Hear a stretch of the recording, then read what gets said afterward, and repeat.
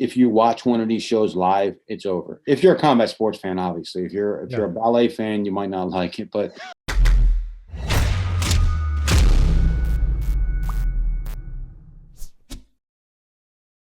Well, David, thank you so much for being with us. absolutely, man. It's been, I mean, from the outside looking in, it's been a wild 2-ish years for you guys with Bare Knuckle FC. What's it been like for you on the inside watching this grow?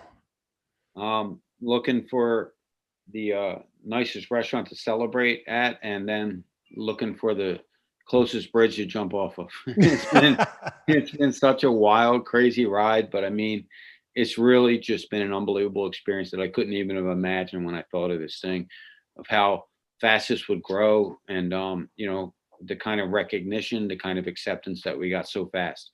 I always thought this was going to happen, but I thought it would take 5 to 7 years to get where we're at. We have a tremendous team. They did really, really good job of coming together and having each other's back and making things happen. So, it's been a tremendous, tremendous ride, and just really happy where we're at, and can't wait for the growth. What did you think was missing from combat sports? I mean, you've been around combat sports for pretty much your whole life. What did you think was missing that Bare Knuckle was going to fill? I don't know so much if something was missing or if there was just something extra that could be added. And I thought that, if you could do something that was a little bit more fast paced in today's environment, I like to call it like today's ADD environment, because that's everybody's either diagnosed with ADD or thinks they have ADD. So it was fast paced, exciting, shorter rounds, closer atmosphere. You've got nothing but action for the entire fight. So I just thought that could fit into today's society, and it is, man. They love it. It's action packed, fast paced, excitement. Really, really the purest form of fighting there is out there right now, man. And we're giving the fans something great. Fighters are fighting their asses off. They're doing really, really tremendous, and everything seems to be working out. A lot of businesses have struggled so much over the last year and a half with COVID. BKFC has exploded. So what's the secret here? It was really just forward thinking, and this whole thing has been a risk, right? Obviously, Sure. I gave 10 years of my life to try to get this thing sanctioned. I didn't know if it would ever get sanctioned, and then finally got sanctioned. And then I gave the next 2.5 years just trying to get this thing going, which, I had to ram it down people's throat because they didn't know what it was. So, when COVID came, it was really just another speed bump. I'm not taking light of it. Trust me. I mean, I feel so bad for everybody that lost their life or got seriously injured from this, or really, I even feel closer to those that lost their livelihoods. Really, they lost their livelihoods forever during this. So that was a tremendous setback for those individuals, and I feel really bad.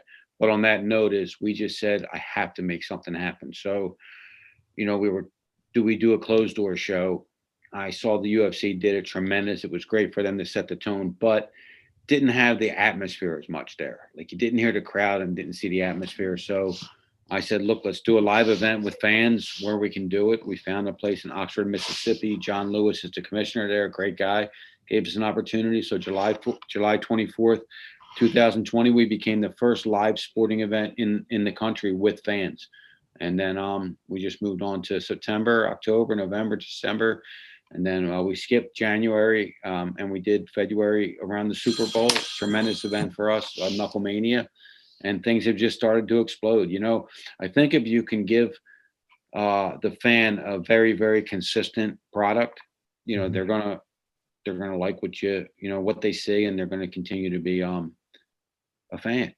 And that's how we were able to grow our fan base, I believe. You talked about getting this thing sanctioned and getting this legalized. What does that process look like? Well, so right now it's I'm not going to say it's simple, but it's a lot easier. It's a different presentation than when I had when I was presenting this without any experience under my belt, meaning any bare knuckle experience. So imagine this: I'm going into a board of commissioners, 10 of them, and I'm sitting there, and I said, I want you to sanction bare knuckle fighting because it's safer. It's safer than boxing or MMA, and they're looking at me like, what is wrong with this dude, man? How's he coming in there telling me bare knuckle is safer? And I would do one simple thing, actually two simple things. First thing I would do is I would have the main commissioner come over to the wall and I would say, punch the wall with your bare knuckle. And he would just like tap it a little bit. Then I would put a glove on him and I would say, hit the wall, boom. And he would crack it. And I would say, that's my case. And they're like, I didn't even have to explain it. They're like, wow, I get it. I just get it. Yeah. So it was still harder because I didn't have the experience behind my butt. Then I would also grab, like, grabbing the back of someone's knee and smashing a head and smashing into my knee. And I would say, what do you think's harder, that or a bare knuckle? And they all said the knee. And I said, well, why can't I do this? Right. So, but it took the right commissioner, and it was Brian Pedersen out of Cheyenne, Wyoming, gave me the opportunity in March of 2018 to June 2nd of 2018, becoming the first ever legal, sanctioned, and regulated bare knuckle fighting promotion in world history. And we just made a big splash that day. And now, because we were lucky enough to acquire the consulting of Dr. Don Musi, who is the president of the Association of Ringside Physicians. So that means he's the #1 fight doctor in the country. He is our consultant. He compiled data now from all of our fights that lets everybody know that we have less injuries in boxing or mixed martial arts. So, we have less concussiveness, less subconcussive blows are landed, less head trauma, less facial fractures, and even less hand fractures. The only thing we have more of is more lacerations. Sure. So the unique thing about that is not, we knew it as we were doing it, but now we actually have data. So you can argue my opinion all you want, but you can't argue the data. The data is the data. It is what it is. So that's what's really helping open up these doors that have been shut for so long. I feel like BKFC is being looked at the same way that UFC was being looked at 25 years ago. This is barbaric. I can't believe people are doing this. What's it going to take to shift that mindset for the general public? I think it's just staying the course, really, because every fight that we go to and people watch it and they love it, especially live. It's fun, it's exciting, it's fast paced. It's got that little bit of brutalness to it, but they see the fighters walk out of the ring fine, not get carried out on stretchers, not groggy. They just walk out of the ring. Yeah, they're busted up, but then you see the picture of them a week later and they're perfect. So I think it's just staying the course a little longer, getting these studies behind us. And the really great thing is actually next Wednesday, we become but Bare Knuckle becomes the newest, part of the Association of Boxing Commissioners, the ABC, is they are forming a Bare Knuckle Boxing Committee for the first time in history, which is just unbelievable for us and should make it a lot easier to open up these doors. You're making history here, Dave. This is amazing. Yeah, I mean, it's great. Look, I was offered a lot of money last week, just last week to sell. And I have to tell you that I stayed up for 2 nights in a row thinking, like, do I take this money? But man, and when you get to know me, you understand that I'm a passionate person, and it's not just in here for the money. And it's not just that, it's that I have a core 3 or 4 people that work for me since Jump Street, since the beginning. Some worked for 2 years for free, not a dime. So until I can change their lives, like not just give them a little money, but change their lives and change my own life at the same time, leave enough for generations, below us to do this. That's when I know it's time to go. And, by that time, I'm sure we're going to really change the mind of a lot of people. Is the hope here to take some fans away from boxing, take some fans away from MMA, or are you trying to create a whole new fan base? I think we will certainly borrow some fans from boxing or MMA. I'm not going to say take them, because I think if you're a big MMA fan, you're going to stay a big MMA fan. If you're a big boxing fan, you're going to stay one. But there's always room for, improvement or something different. But I think what sets us apart is, for the common person, is everybody in the world has either witnessed a bare knuckle fight or been in a bare knuckle fight in their life. So I think it's more adaptable to the common person than boxing or mixed martial arts is. Therefore, I think we can certainly open up a new fan base, at the same time using the boxing and MMA fan base. But the thing, about us and Bare Knuckle Fighting Championship, we just really stay in our own lane. We stay in our own lane. We market the way we want to market. We use some fighters from mixed martial arts, from boxing, and if we're gaining new fans that have never really watched combat sports before, that's great. But we're here just to do our thing. We're not trying to hurt anybody else in the process. We're just building this phenomenon up, and it's catching fire. This may be pretty broad, but for you as an athlete, when you were in the ring, or for you now as an entrepreneur, what do you think has been the best advice that you've been given? I mean, there's been a lot. Really, there's been a lot, but it's just really just been, stay the course.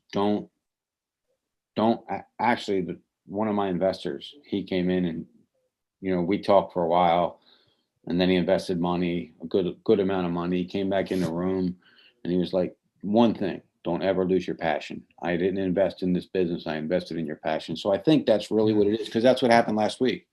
I almost lost my passion for the money, but I didn't lose my passion. And I think as long as I have this passion and this fire in me to grow this thing, again, like I said, it's not about money. I realized that last week. I was like, I thought I was in this for the money. I'm not in it for the money. I'm in it because I need to show people out there that if you work hard enough and really work your ass off, that you can make any dream you want come true. If within reason. Obviously, if you want to fly to the moon, you might not be able to fly to the moon. But if you have something within reason that you can make happen, and you work your ass off and have the kind of passion that it takes to get there, I think I'm living proof that it can happen. Mike Tyson's name was being thrown around with BKFC for a while. How close was that to actually happening? I don't know how close it was to actually happening. The offer was official. We talked to their team a couple times. That was real. Everything about it was real. Did Mike Tyson want to get hit with the bare knuckle at his age? That was the big question, and ultimately the answer was no. He did his fight, which was a great fight against Roy Jones, but I don't think that they went in there really at a war trying to kill each other. I think they went in there more of a show. And you know what? Mike Tyson, for all he's accomplished and all he's changed throughout his years with boxing, he deserves that. He deserves the opportunity to just entertain and get paid for it. And that's what happened for him. You've been so successful so far, 2-ish, 3 years in so far. What's the 5-year plan from now for Bare Knuckle FC? 5 years from now? Sure. Yeah. That's definitely sitting on an island somewhere. I got really 3 to 5 years left in this thing. I mean, the stress, really the wherewithal, the stress. I can't spend as much time with my family as I need to, and I want to. I want to be able to do those things, and I can't right now, and it's okay because they understand why. I can't just sit around at home. But in 3 to 5 years, I think I'll get it to a point where I don't want to really walk away from it, but where I could really consult whoever else would be the predecessor. Maybe that would be Dave Jr., who's the COO right now, or maybe that's going to be someone else that comes in. I don't know. But I'd love to continually always stay involved with it in some way, shape, or form, because, it's kind of like a baby to me. Like, I literally brought this thing, hatched it, and kind of made it happen. So I love this. I really, really, truly love this. This was not a job. This is something I really love. I believe in it. I think the fans believe in it. The fighters believe in me. So for everybody that believes in me, I got a lot more work to do. Do you laugh at people who don't know your background, don't know your history, and think you're just like the new kid on the block? Well, it's funny because I actually, went outside. It was tough for me, man, because I try to always be as professional as possible. But one of the trainers the other day actually started talking a lot of smack to me. I lost my cool. I'm like, yo, I say, oh man, what's up? You want to do this here, or you want to do this outside? What do you want to do? And he's like, huh? And then I was like, oh my God, what did you just do? Like, why are you acting like that now? But you know what? It burns inside of me. So I think that the thing, why this thing really does the way it does, really, and I had this relationship I do with the fighters, is because I was in there and I did get punched in my head, and I know what they go through, and I treat them that way. Obviously, some fighters, think that they're entitled to a lot more than other fighters, or more than they're really worth. And then, we butt heads. But I think me having a fighting experience really, and, I've been fighting in my bloodline, really helps me, or helped really grow this thing to the point it's at right now. What was the tipping point for you guys? What really pushed you over the edge and made this like a more mainstream thing? I think it was, it first started out with Paulie Malignaggi fighting Artem Loba, because it got the boxing versus MMA world, from the feud with Conor McGregor, all that coming together. So I think that was the one that kind of pushed it. And then we had some really great articles in Forbes magazine that said why Bare Knuckle Fighting Championship is the next billion-dollar combat sport. Those kind of things, I think, made people go, wow, this isn't just another backyard thing or another startup. This is something that can be something. And now, it's just, if you watch one of these shows live, it's over. If you're a combat sports fan, obviously. If you're Yeah. a ballet fan, you might not like it, but if you're a combat sports fan and you watch this live, it's over. It's over for you. We had Paige VanZant on the show not too long ago, and I think that when you guys signed her, people went, "Oh, well, this is the real deal." When they're getting names like that. Absolutely. You know, Paige did wonders for us. She wasn't really getting paid what she should have been getting paid, and we pay. I think we overpaid her, meaning we didn't overpay her to her value for us, but we overpaid her from what other people were going to pay her. But she was worth every cent that we spent on her. She was the most expensive fighter that we ever had, the most expensive card, and we brought in the most revenue we ever brought in. So it worked. She was every bit valuable to us as we paid for her. So it worked for us. And I think that also, while all these other companies were bidding for her and we won that bid, I think it was like, wow, these guys are serious. They're really here to play ball. And now I just got a text for 4 legends to fight right now while I'm on the phone with you. So things are looking good, man. They're heating up, and I really love the direction of where this thing's going. Well, look, I want to be super respectful of your time. Thank you for being on with us. I have just one last question. I end every interview talking about gratitude, because I say that if you can be grateful, you'll live a great life. So what are 3 things in your life right now, Dave, that you're grateful for? I'm grateful for my team. I mean, my team really, they showed me that I could be, with the proper work, dedication, that you can be anything you want to be. It was my team. My team went through everything with me. I mean, I'm truly grateful for that. I'm grateful for, Brian Pedersen. He gave me a shot. He saw that this could be something, and he gave me a chance. And I'm grateful for my, my family, my wife, who sacrifices so much so I can sit here and work my ass off and try to build this thing. So I think that's the 3 things that I'm most grateful for right now. And things are just getting bigger and bigger every single day. Thank you so much for making some time for us today. Awesome. Thanks, Chris.